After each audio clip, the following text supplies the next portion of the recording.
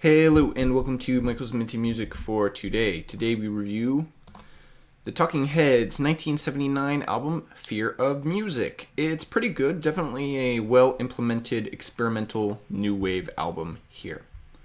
This is the track listing, and these are the tracks I added to my playlist, 7 out of 11, so 2 over half.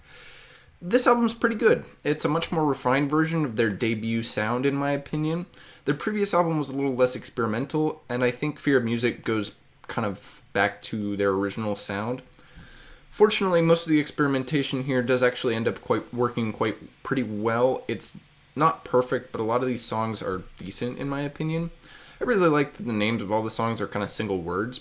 There's a certain aesthetic to this album, even outside the sound, with the minimalist cover and kind of minimalist song names. That's pretty interesting. The flow is decent. The album kind of gets off to a rocky start. First track, I Zimbra, is super janky. You really have to accept the kind of craziness to enjoy the album quickly, I would say.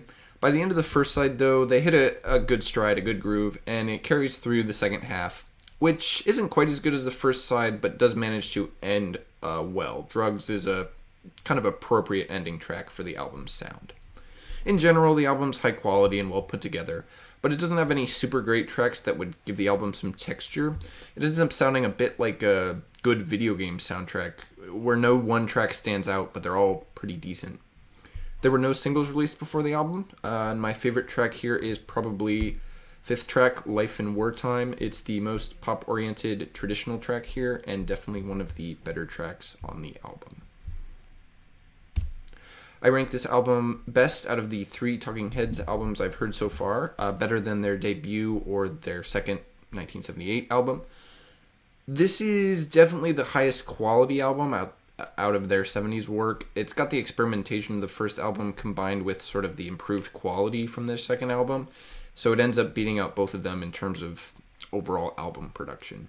It's not super far ahead, though. They still have yet to come up with something that really blows the rest of their work out of the water. This is really just a clear improvement over their previous 2 albums, but not a huge leap. Additionally, this album doesn't take my top spot from 1979. That stays with Pink Floyd's The Wall, which, in addition to being just a lot more album as a double, has higher consistent quality and includes some really big inspired tracks that the Fear of Music just doesn't have. So yeah, The Wall is definitely the better one here. Next up is Queen's soundtrack for the 1980 movie Flash Gordon. I've never seen the movie, and I think I'll just be reviewing the music kind of on its own. I might watch the movie ahead of time just to get a sense of it, but I'm mainly reviewing the music on its own. So stay tuned for that, and as always, stay minty.